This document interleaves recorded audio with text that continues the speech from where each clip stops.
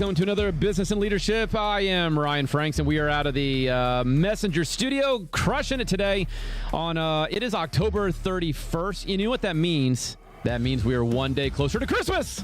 Let's go. I'm super excited about Christmas. I love Thanksgiving. My tree, I'm probably going to lose some viewers over this. My tree is up. It went up the other night. My 6-year-old decorated it. It was amazing. This tree spins 360. If you're into Christmas, hey, listen, come on over. We will do dinner together. If you're not, that's okay. Hey, it's only going to get closer. So, but hey, without further ado, I want to introduce some partners, some sponsors. Alec G. Stone, the People's Lawyer, Estate Planning, Trust, Wills, Probate, and Deed Preparation. We've got Dunkin' Donuts out of Corydon, Indiana, and we've got Eric Hoagland, general contractor, epoxy countertops, bathrooms, and so much more. And I have personally utilized every one of those individuals, and they are the best at what they do. So we are excited to have them sponsoring the show, and it's only growing. So listen, my goodness, today was also day one of early voting. Did that. If you haven't voted yet, you should get out there and get it done. And if you're in the Meade County area, you can go down to the fairgrounds, and they're doing business down there, and the line moves super fast. They're awesome people. You'll have no issues. But when it comes to business and leadership, I want to give you some ideas today, some things that have actually worked, some things that the big leaders and influencers are suggesting, proven techniques. So if you're a business leader, maybe you're like a lead pastor, or you're in some kind of authoritative position, I want to speak to you and your team. And the next time that I'm going to be on the podcast, I'm going to share with you, if you're not in the top leadership position, if you're not at the top tier, but you're trying to support your leader without overstepping your bounds, but also by contributing to the overall business. I want to give you 5 things that I'm adapting from Craig Rochelle right now, who's an amazing leader influencer, who's a lead pastor of Life Church TV. If you want to check him out, and I'll always bring some content to you that's totally not mine at all. That is absolutely wonderful and 100% effective. So listen. One of the main things that I think most business owners or most pastors or anybody in positions is there are moments when we become insecure about our business and if it's not performing, top tier kind of things. Let me just share this with you. An insecure leader's drug of choice is comparison, right? So the first thing you're going to do if you see that your sales are down and that your staff is, challenged to be there, or you're going through staff, or maybe your prices you're not feeling it's competitive, or you're losing clients. First of all, the first thing you're going to do is you're going to want to compare yourself to the local competition. Don't do that. That's just your insecurities coming out saying, am I enough? Is this going to be okay? And there's nothing wrong with evaluating your business plan, the executive kind of stuff. But the first thing you should not do is say, am I like this person? Because your business may be very different from their business. You may be offering something completely different, even if you're in the same realm. And so the question you have to ask yourself is, what makes your clients come to you over them? What do you offer? What makes you different? Are you simply better? Are you lower cost? Do you have great hospitality? You want to say why. And we're going to get to that at the very end of the podcast is, because that's what you got to find. You got to find the why. The what will come later. What you do will always be effective if you know your why. Why am I doing this? And so an insecure leader's drug of choice is always comparison. Or at least majority of the time, it's comparison. And if you don't feel that way, make sure you stay out of that leadership trap or that comparison trap because it's going to lead you to thinking that you're not enough. And that's going to lead you down other areas of making really poor decisions that never needed to be decided upon, right? So leave that alone. Do not compare yourself to other businesses, to other churches. The first mistake business owners do is they compare when things go wrong, right? So if your business, if you feel like it's lacking or you're taking a hit and you're going through a season, and just remember, I think a lot of the times hearing other people and their ups and downs is good to hear so that you know if you're crazy or not, right? Like there's seasons where you're thinking like, this is happening to me. Is this normal? Should I feel this way? So first of all, just because you're walking through a rough season of business doesn't mean that everything is going wrong. But you should look at your feedback. You should look at the comments that are being said, because if you're seeing a trend, and here's how you know if something is true or not, right? Because everybody loves, and this is all with due respect, Everybody on planet Earth loves to run their mouth, and they love to have an opinion, and it doesn't necessarily mean that it's true. So you say, well, Ryan, how do I know if somebody is saying, well, if there's a pattern and there's a history and there are statistics to support an opinion, then you should probably look at it, right, and see if it's really applicable. But you also got to treat people's opinions and feedbacks and comments like you would chewing gum. You stick it in a little bit, you chew it, you kind of work through a little bit, but at the end of the day, you need to put it right back in the trash so that you don't get distracted. And that's the one thing as a business leader is if you get distracted from your why and more focused on the what or all the things that are going right or all the things that are going wrong, you will lose your true north. You will lose your compass. You will lose your focus. So don't do that. So we want to make sure that we look at the feedback. We want to make sure that we at least have a very good idea of our competition. We want to look at the systems. Do you have systems in place? Most people that just say like, oh, hey, I want to start a business and this is the product that I'm going to release and this is what I'm going to do. And you think to yourself, it's going to be so amazing because of all the people I sat underneath and they weren't very good. I'm never going to act like them. But then you get into their chair, then you get into their shoes, then you get into their seat and you're like, holy smokes. I might have overreacted when I was working for them, not knowing what that was like. And even as a lead pastor, I have learned that a lot of times. The youth pastor, executive pastors, there were moments where I was like, hey, if there's ever a day where the Lord calls me into another, season of ministry, I'll never do that because I know. And then you get there and you're like, oh, okay, like I'm not saying that necessarily what they did was right, but I kind of understand why they went that way. It's just because now you're experiencing new kind of pressure, new kind of stress. And so look at your feedback, look at your competition, look at the systems. You need systems. Do you have some form of administration, some form of calendars, some form of HR, some form of logistics and pricing and things like that? Do you have those things? Because if you're just going out there and you're just bidding stuff and you're just hoping that it's cheaper than the next guy, you're going to lose 9 out of 10 times. You're going to find your acorn, is what they say. Every squirrel finds their acorn every so often. But one of the things that I want you to do is I want you to sit down with the person who is championing you on and look at the next 2 years and set benchmarks. And when you set those benchmarks and you hit those benchmarks with strategy, with being intentional, you have to be intentional, because if you're not being intentional, then whatever you did not do or what you do, there's the other side of that. So it's the things that you say. It's also the things that you don't say. Always be intentional about what you're doing and why you're doing it. The what will come later. But evaluate the next 2 years of your growth with marketing, branding, set the benchmarks. But please, please, please, please, business owners, leaders, hear this, even definitely lead pastors. When you hit those benchmarks, celebrate, right? If you don't celebrate and rejoice and reflect and, acknowledge your team and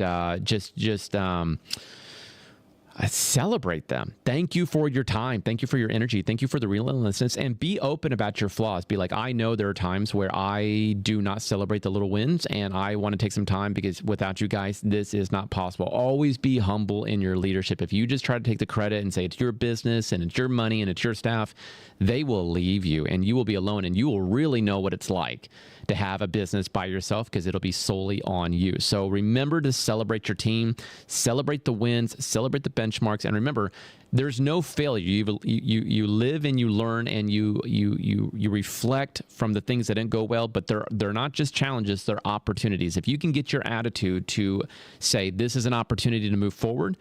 And if you're a believer and you have faith and you're in a church or something along the lines like that, then you know that you're giving God room to work, which is the best place to be, is when his favor is on you and you don't have to do everything.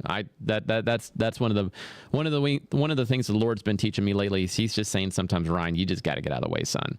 Like, you're working way too hard. You're sweating over things that are not going to happen. You're putting way more worry into the problem. And let me just share this with you.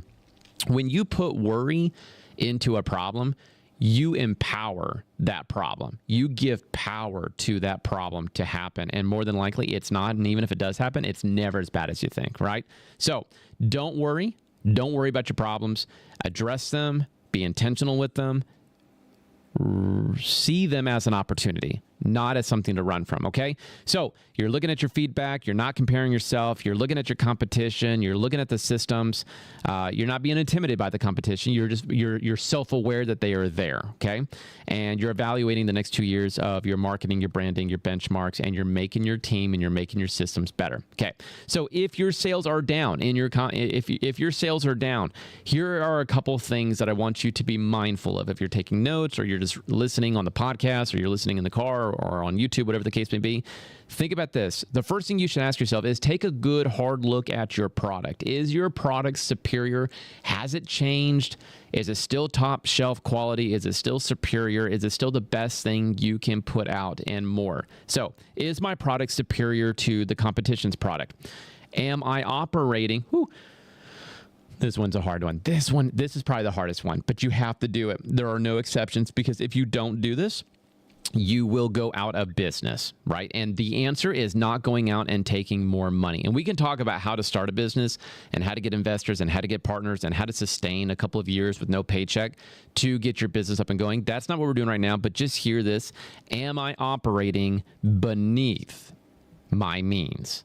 Am I operating beneath my means? Do I have more coming in than going out? Now, you may say, well, I've got a brand new business. And that's great. That's capital investment. Partners are going to come to the table. They're going to put capital investment in, and then when that capital's gone, by the contract, or if it's just you have to put more in. But you want to get other people involved, and if you have to give out some percentages on your business to keep the revenue going so that you can sleep at night, because if you're worried all the time about money being missing or money not coming in, you're going to make dumb decisions because you're more worried about that than the product that you're trying to sell. So think about that. Is my product superior? Am I operating, or at least am I making benchmarks to be at a place where I'm operating beneath my means? How do I do that, Ryan? Well, the first thing you've got to do is that you've got to have reports and data coming in, and hire somebody for that if you can. Somebody to simply send you data and reports all the time. Delegate as much as you possibly can, but you've got to follow up about 80% of your time. CEOs, CFOs, COOs, they are following up with all of their team. And if you are a CEO of your company, let me give you a word of encouragement so you don't think that you're crazy. Majority of the time, CEOs are not glamorous people walking around in these suits and just like with clipboards and smiling and taking photos and kissing babies and shaking hands. No. You're hiring the best team you can possibly get on your staff, and then you're probably more than likely still having to fix their problems as they come to you and say, hey, I've been doing this, but I don't know how to do this. Will you teach and train me? Don't do the problem for them, because they're not going to learn. Take the extra time that you're telling yourself in your head that you do not have. And let me tell you this, you're going to spend that time one way or another. You're going to spend it now, and they're going to be on their own to do their own thing, and it's going to go well. Or you're going to have to keep coming back and keep coming back and keep coming back. And the more that you have to keep coming back because they haven't been trained properly, you're going to be convinced that they are not the right person for the job, when very well they might be. So keep that in mind. Is my product superior? Am I operating beneath my means? Do I have my systems or reports and data coming in? And am I delegating as much as I can so that I can raise the ceiling of potential on the business and move forward? So what is one of the main, not misconceptions, what is the main pitfall that I'm finding a lot of owners are experiencing and doing or not being aware of? And this is it.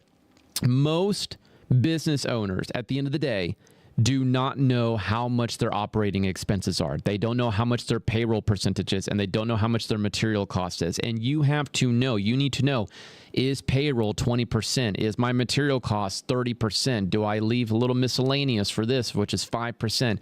What is your profit margin? If you don't know those numbers, then you're not building a business for success. You're building it with a formula to fail. And I assure you, it absolutely will. And I want to champion you and your business to go further and to be more effective. And if you're a believer, I want you to use this platform as a kingdom building mechanism, because if you're a believer, a Christian, as a lot of people say, your job is not your business. You are in the business of people, and the job and the business that you have, that is simply your platform to share Jesus, encourage people to build the kingdom, to see people get saved. And that's why God shows favor on businesses, is when we realize as business owners that, one, this is not mine, this is the Lord's. And then I need to stand on that platform with the ability that he's given me, and I need to project who Jesus is. And that is my relationship with my business. My business does not define who I am, even though I'm in this super really crazy pink orange shirt today. This is a Dunkin' Donuts shirt. That's because I was in Dunkin' Donuts early today working with my team shoulder to shoulder, because I love them. And there's a lot of follow-up that goes with that. Hey, let me talk to you a little bit about your competitive pricing, okay? Your competitive pricing, because I think this is important. but I want to help you avoid a pitfall. And this is where the rubber meets the road. Please hear this. This is where the rubber meets the road, because most people will believe this, but they won't do this. And that's going to be the difference of a successful or failing business. Don't make the mistake that you have to be cheaper than your competitor, right?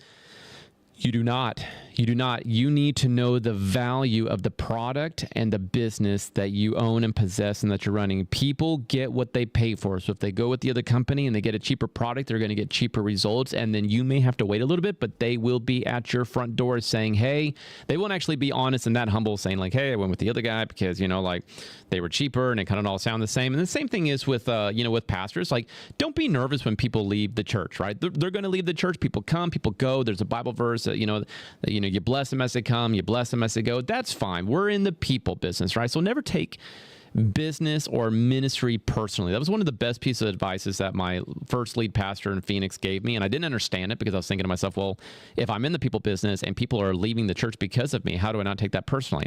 He's like, you just don't, man. He's just like, we're here fulfilling our calling to the best of our ability. We live, we learn, we make mistakes, we grow from it. There are opportunities.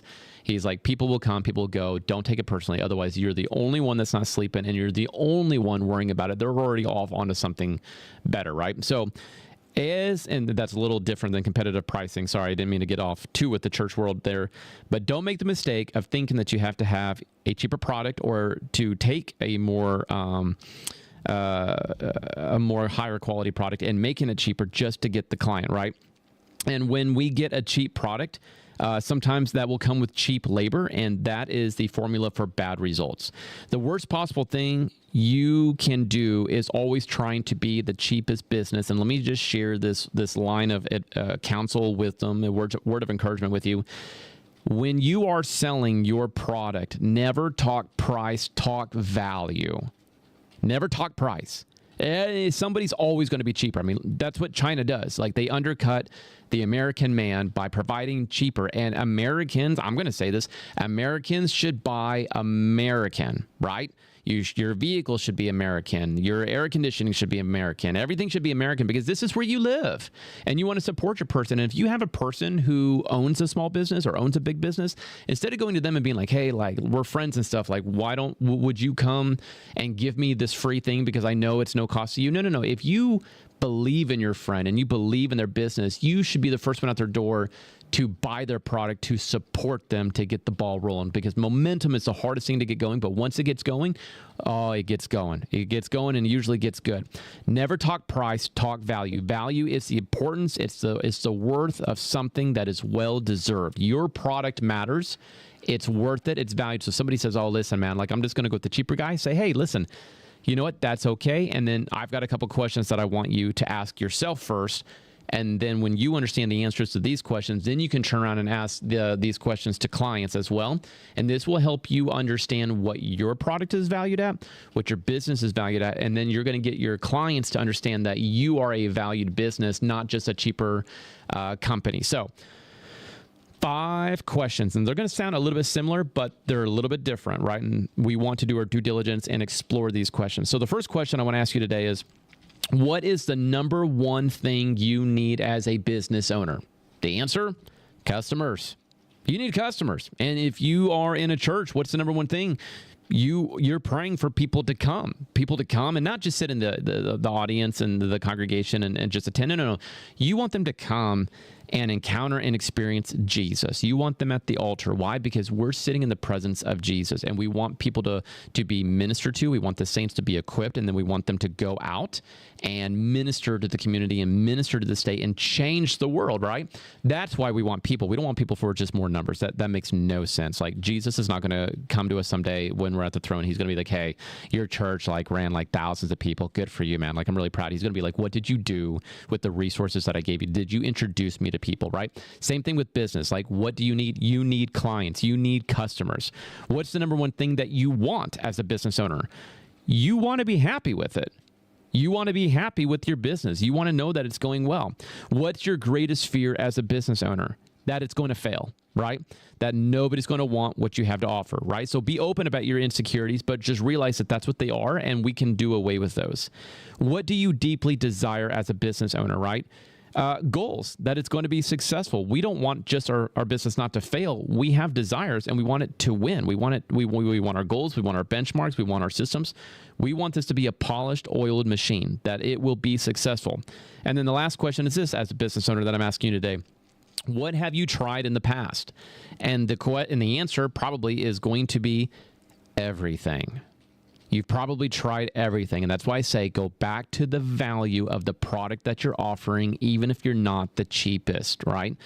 Don't sell yourself short. So now that you've been asked that, what is the number one thing that you need? What is the number one thing that you want? What is your greatest fear? What is your greatest desire? And what have you tried? Now you can take that mentality. Now you can take those questions, and now you can ask your clients when they're sitting there, when they're saying, hey, listen, I'm going to go with the other guy. I'm going to go with the other guy because they got better marketing, they got better branding, they got better colors, they're cheaper, it's the same idea, and this is what you say to them. Okay, great, no problem. But before you go, let me ask you this. I know what you need. Let them know that the product that you have is what they need. You need to understand the problem that they have. You need to know your audience. So if you're just going and you're like, I don't know the demographics, I don't know the age demographics, I don't know who's in my community, I don't know who's in the church, I don't know who's my business. If you don't know who you're catering to, then you might as well just roll dice and take your luck. I don't believe in luck, but shoot, if that's where we're at, best luck to you. So know what your clients need, and they need your product because it's sufficient, it's more than enough, and you get what you pay for, right? So there are times when I'm looking for stuff, I don't look for the cheapest, I look for the most expensive, and then I work my way down to see where the price break is, right? Know what they want. You need to tell them that you know what they need, but now ask them, what do you want? You're letting them know that the product, that not only do they need it, but this is what they want, because this is going to work. My product is going to meet your needs. And then you want to address their fear, right? I asked you, what is your fear? Is that your business is going to go under. When you ask them what their fear is, you're going to address it. You have nothing to fear. How do I know that? Because I'm going to give you a warranty that is it's $1 million worth of warranty, right? This thing is going to fix all of your needs. I'm going to give you a warranty. And when you call, you're not going to get just somebody on a 1-800. No, you're going to get hospitality at its greatest. You're going to get the kindest person. You can hear them smiling through the phone. And even when you, as a client, have had a bad day and you're mouthy and you're aggravated and the kids are running around, you've got an air horn blowing in the back and you're just trying to pay bills, you're going to get a person who's going to say, you know what, listen, I know exactly what you have. I too have a 10-year-old. I too have a 6-year-old. I love them to death, but I'm here now. You have my undivided attention. I want to know how I can help you today. Tell me what's up. Well, this one thing is struggling. I've got a warranty and I got a person coming out ASAP at this time, at this day. We're going to be on time. We're going to be there, and we're going to be the best hospitality, the best customer service you've ever seen in your entire life. I promise you, they will say, I will come back to you just because of that, right? So know what they need, know what they want, address their fear, and then is this going to work, right? That's the encouragement that you're telling them. This sale that we're doing, this is going to work, and you're going to be happy. You're going to tell people, because really, still to this day, the best type of marketing and branding is by word of mouth. You can spend thousands and thousands on campaigns, but you get a dozen people that believe in your product, that have used their product, and that are going out there and sharing your product. It's free. It's good, right? It's sufficient. You're getting what you want. They're getting what they want. Everybody is happy. And you don't have to go to anybody else for the problem. That's the last thing you tell them. You don't need to go anywhere else. Right here, I've got the best need for you. I know what you want. I know that you're fearful. I'm going to give you that warranty. I'm going to give you the best hospitality and customer service. This is going to work. You're going to be happy, and you don't need to go anywhere else because we are your answer. That is how you do business. And the thing is, though, is it needs to be true. If you have a really great salesperson, but you got a really poor quality product, that will catch up with you, and you will not be a person of your word. So be leery of that. If your product is lacking, you need to invest in your product and make sure that it's good to go. When you lose a client, because you will, and it will happen, something new, something flashy, something will start in town. There'll be a lot of buzz. There'll be a lot of poor hype. Do not burn your bridges with your clients or your church people. Do not give them the nose up. Do not give them the thumbs down. Do not tell them to go fly a kite or to take a hike. Love them. Love them right out the door and be like, hey, listen, you come back here anytime you want. We will be here for you. This business, this product will be here for you, and it's only going to be better. This church is not leaving. We're here with open arms, smiles. We love you to death. So don't burn your bridges. People do that. They just, when it doesn't work out, they're like, forget you, dude. Like, I don't want you anyways. Don't do that. It's an immature thing. It's poor business. It's poor relationship. It's poor PR. And those stories get around. And usually by the time that they get around the community, 50% of it's not true. Right. Or more. So don't burn your bridges. Be kind. Be honest. Let me give you a encouraging word. You can't chase the ones who leave, but you can focus on the ones who stay. Church pastors, you can't chase the ones who leave, but you can disciple the ones who stay. We want to make sure that we take care of our people when they're with us or when they're not. And so church leaders, remember that too. Don't change the ones you left. Pastors, disciple the ones that you stayed with. Be sure you're not too busy. Oh, this is so good. Business owners and church leaders, don't be so busy chasing accomplishments that you're not becoming the person you've been meant to be. Don't neglect the spouse. Don't neglect the kids, because they're going to grow up. And the one thing you don't want to be, let alone remembered for, is dad was never around, and dad was always too busy, and dad never took me on business trips, and dad. Remember, you're here to protect and love your kids first, and to serve them and raise them and parent them. So never let business be so pivotal that you lose focus and sight of what you've been designed to do. Because one of the main pitfalls, right? A real weakness, and this is for business and pastors, is a real weakness, according to Elon Musk. A real weakness is the want to be liked all the time. You're not going to be liked all the time. You're not going to be liked. Jesus wasn't liked.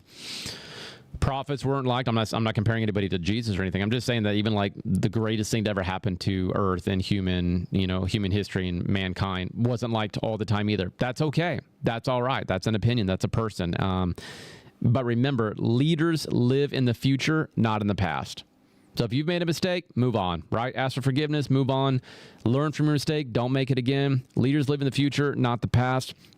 And this brings me just to kind of like the last few thoughts of the whole thing here. But when you are starting out in a business, you're going to probably see your staff and have some turnover rate more than you'd like to admit, right? Unless you have like your family and stuff like that, which even dabbling in the family business is super risky, but God bless you if you pull it off. Let me just give you an example here. You cannot afford a non-effective, poor attitude, pessimistic staff member. You can't afford it.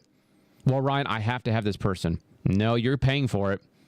The job that you're wanting isn't being done right. The job that you're doing isn't being done maybe at all, and you're still paying for it, literally financially, and you're going to pay for it with your time because you're going to double back.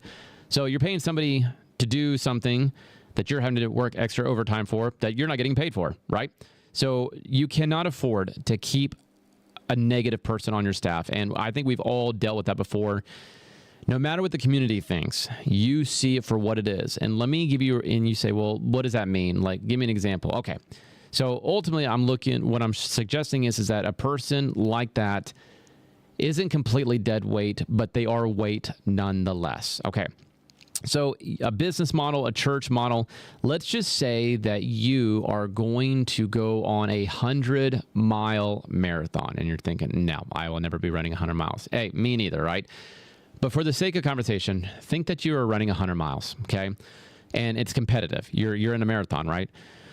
You want to be as light as possible so that you can be quick and efficient. You want to know exactly what you have on your body, what you have on your person, and you can't afford to have anything hanging on you because it's going to slow you down.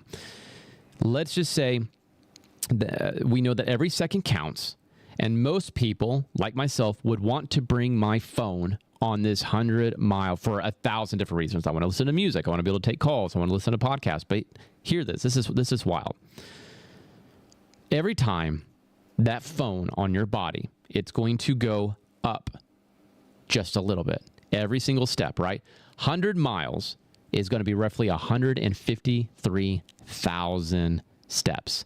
And your business has a lifeline, has a shelf life. It's supposed to endure. It's going to be a marathon. The same thing with the church. You may not think to yourself, that little weight is going to cause you an issue because, I mean, what does a phone weigh? Ounces, right? Shoot, I got these Nike shoes, and they are big old blocky, but they're so good for running, but they're heavy, right? Just your Apple iPhone. Sorry, Android people, whatever. You can be in this conversation too. Your phone alone going up and down 153,000 times over the course of 100 miles is going to weigh an accumulative of 70,000 extra pounds on you in your race. And every second may count when it comes to the finish line. I know that I don't want 70,000 extra pounds on me for the last 100 miles. And then you start to say, that's a lot. Doesn't seem like a lot. Doesn't feel like maybe they could do that much damage, but they can. And I assure you that they will. You owe that person the due diligence and the respect and the courtesy, even after day one, if they are just a terrible, terrible hire, to release them with kindness. No. Now, you know what? It may not be right now, but it's not with me, or it's going to be later.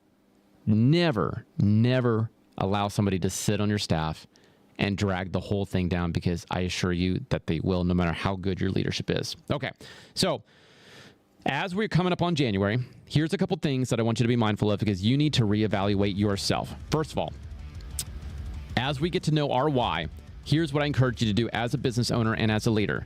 Get off social media. Get rid of your vices, get your morning routine down, journal, pray, and get clear expectations of your vision, of what you want for yourself, spiritually, emotionally, physically, family relationships, business, lifestyle, character, and values. And then when you know that, you will understand the why to what you're doing in your business. And if you're a family man, and I pray that you are, here's the 4 pillars that you need to make sure that your family is doing. 1, eat dinner together, family fitness activities, church on Sunday mornings, and last but not least for today's podcast, parents, you have got to get some alone time.